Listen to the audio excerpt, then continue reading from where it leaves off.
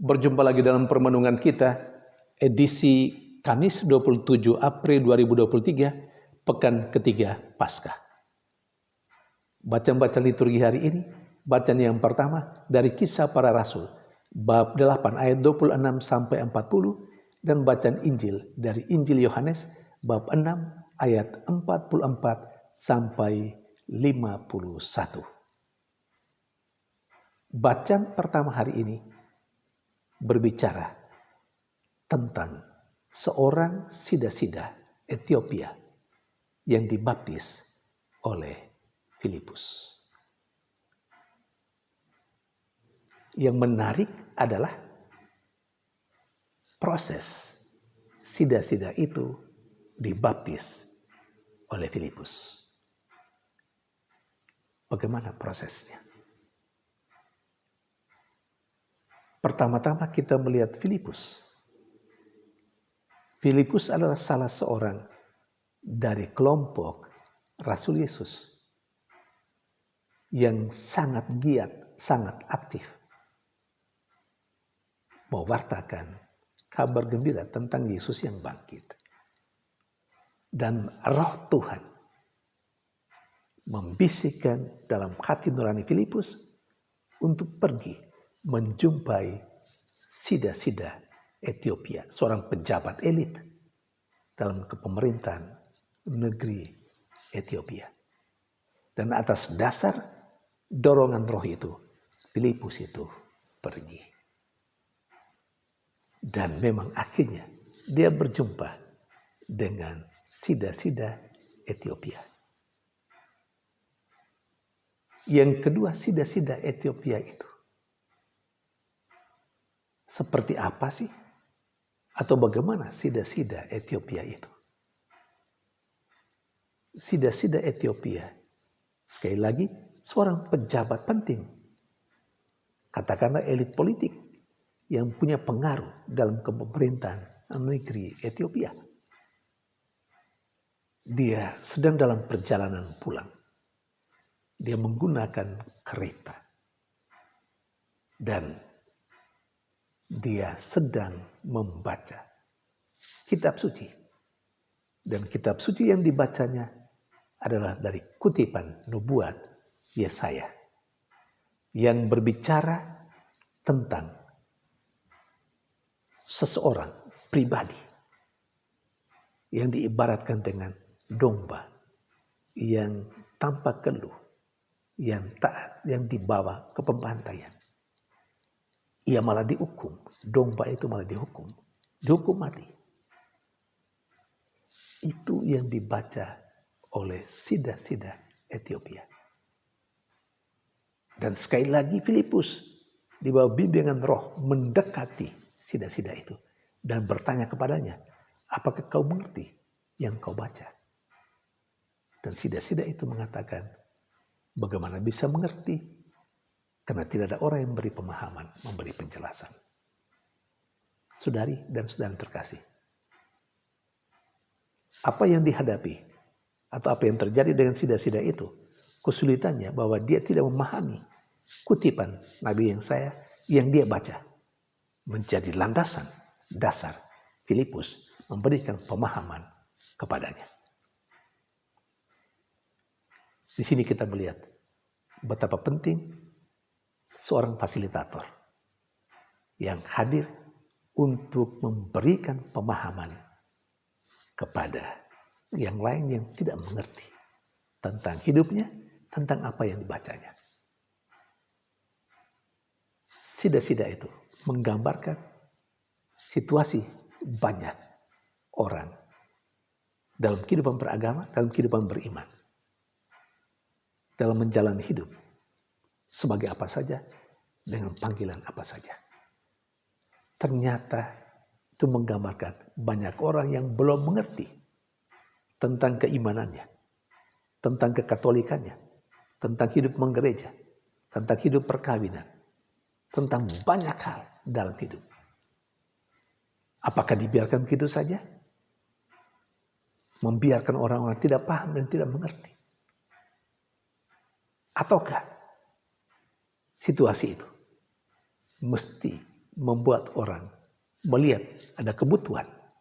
Kebutuhan ada orang yang diberi kepercayaan, memberikan pemahaman, pengertian, supaya orang-orang mengerti tentang keimanannya, tentang kekatolikannya, tentang kehidupannya, kehidupan menggereja, kehidupan berkeluarga, kehidupan membiara.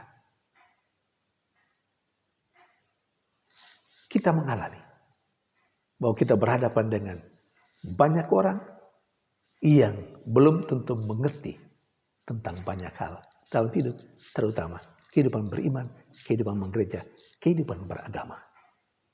Perlu fasilitator, perlu pribadi seperti Filipus. Persoalannya, siapakah di antara kita yang mau menjadi seperti Filipus? Siapa di antara kita yang mau menjadi sebagai fasilitator, yang memfasilitasi orang lain memahami tentang kehidupan berimannya, kehidupan beragamanya, kehidupan keluarganya, kehidupan membiara, kehidupan menggereja. Saudari dan saudara yang terkasih, tidak gampang menjumpai dan mendapatkan seorang yang disebut dengan fasilitator untuk memberikan pemahaman kepada orang lain. Tidak gampang, karena memang orangnya kurang, atau banyak kali juga orang merasa tidak mampu, tidak diberi bekal yang cukup, sehingga kurang pede, kurang percaya diri untuk tampil sebagai fasilitator. Orang yang memberi pemahaman tentang banyak hal, terutama tentang kehidupan beriman dan kehidupan menggereja, kehidupan beragama kepada orang-orang yang ada di sekitarnya. Saudari dan saudara terkasih, poin yang berikut yang juga menarik dalam cerita bacaan pertama adalah ketika diberi pemahaman oleh Filipus, sida-sida itu minta dibaptis. Apa yang dikatakan Filipus? Kalau engkau percaya, sungguh-sungguh engkau boleh dibaptis. Apa yang mau ditegaskan di dalamnya? Ternyata pembaptisan itu mesti berlandaskan pada percaya. Sebelum orang dibaptis, orang harus percaya dulu. Percaya kepada Yesus Kristus, baru orang itu boleh dibaptis. Ini poin penting. Bukan sebaliknya, dibaptis kemudian baru percaya, tetapi percaya terlebih dahulu baru boleh dibaptis. Saudari dan saudara terkasih, di sini kita menghadapi sedikit persoalan, bukan persoalan sebenarnya, terkadang hanya karena kita belum mengerti, belum memahami, terutama praktek gereja Katolik untuk membaptis bayi, membaptis anak-anak. Kalau kita berangkat dari cerita bacaan pertama tentang pembaptisan sida-sida, Filipus mengatakan kalau engkau percaya, engkau boleh dibaptis. Artinya kepercayaan itu menjadi landasan, titik tolak, sida-sida itu dibaptis. Demikian juga kepercayaan kepada Kristus harus menjadi hal yang mengawali pembaptisan, diterimakan kepada siapapun yang percaya itu. Percaya dulu kepada Yesus, baru boleh dibaptis. Bagaimana dengan praktek pembaptisan bayi? Anak-anak kan belum tahu, belum menjadi orang percaya, bukan? Nah, di sini Gereja Katolik juga tidak salah. Anak-anak dibaptis karena iman orang tuanya, karena iman wali baptisnya. Gereja Katolik mempraktekkan itu. Anak bayi dibaptis karena kepercayaan gereja. Gereja dalam hal ini yang direpresentasikan oleh orang tuanya dan oleh wali baptis. Atas dasar itulah maka anak dibaptis. Jelas ya? Kiranya kita tidak merasa bingung. antara pemahaman kita tentang bacaan pertama hari ini dengan praktek pembaptisan terhadap bayi, anak-anak dalam gereja Katolik. Itu artinya salah satu yang bisa diberi pemahaman. Praktek pembaptisan bayi, anak-anak dalam gereja Katolik. Kalau orang dibaptis karena percaya dulu, baru dibaptis. Maka pembaptisan anak-anak dan bayi dalam gereja Katolik itu karena percaya. Percaya terlebih dahulu. Memang bukan anaknya sendiri, tapi anak yang representasikan oleh orang tua dan wali baptisnya. Kepercayaan mereka itulah yang membuat gereja Katolik mau membaptis anak-anak. Karena itu, di sisi lain, orang yang tidak percaya kepada Kristus, tentu anak-anaknya tidak mungkin dibaptis. Bahkan ada juga yang orang tuanya mungkin sudah murtad. Tidak lagi sebagai orang Katolik. Entah karena pernikahan atau apapun. Nah, ketika anaknya minta dibaptis, gereja Katolik penuh pertimbangan. Karena memang tetap landasannya. Orang harus menjadi orang percaya baru boleh dibaptis. Karena itu banyak kali diberi kesempatan. Biarkanlah anak-anak itu bertumbuh dewasa, baru dia menentukan agama apa. Dia mau dibaptis atau bukan. Dalam kasus itu. Dalam kasus itu. Saudari dan saudara terkasih. Rasanya panjang sekali penjelasan permenungan tentang bacaan yang pertama. Tapi ini penting biar kita memahami. Karena apa yang saya sampaikan, saya sharingkan ini juga adalah bagian dari memfasilitasi, memberikan pemahaman kepada kita semua untuk lebih paham, lebih mengerti tentang kehidupan beriman kita, kehidupan menggereja, kehidupan sebagai orang Katolik. Dan yang kedua, Yesus dalam bacaan Injil berkata tentang dirinya kepada orang banyak. Akulah roti hidup. Tidak gampang memahami apa yang dikatakan Yesus bahwa dia adalah roti hidup. Saya masih teringat dalam bagian tertentu, dalam perikop tertentu, ketika Yesus mengatakan kepada orang banyak yang hadir bersama dengan dia.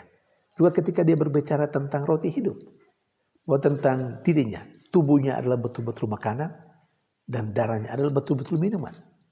Saat itu orang banyak marah. Bagaimana mungkin orang ini mengatakan bahwa tubuhnya, dagingnya adalah makanan bagi kita. Darahnya adalah minuman bagi kita. Orang marah. Karena kurang paham, bukan? Karena pengertian yang terlalu dangkal. Yang terlalu harafiah. Sama juga. Perlu ada fasilitator yang berikan pemahaman tentang apa artinya kalau Yesus mengatakan bahwa dia adalah roti hidup. Yang makan roti itu akan memperoleh kehidupan yang kekal. Artinya, Yesus itu, pengajaran-pengajarannya, kalau dihayati dengan sungguh-sungguh, diimani, itu memberikan kehidupan yang kekal bagi kita. Hidup kita tidak saja untuk hari ini, tidak saja untuk dunia ini, tapi hidup kita untuk hari esok. Hidup bahagia bersama dengan Allah. Dan untuk itu, kita perlu makan roti hidup itu. Kita perlu mengimani Yesus itu supaya kita memperoleh kehidupan yang kekal. Kehidupan yang kekal akan dialami oleh orang-orang yang percaya kepada Allah dalam diri Yesus Kristus. Saudari dan saudara yang terkasih, semoga kedua bacaan liturgi hari ini memberikan inspirasi bagi kita untuk makin memahami seperti apa sih seharusnya kita menjalani hidup kita sebagai orang yang percaya kepada Kristus. Tuhan memberkati.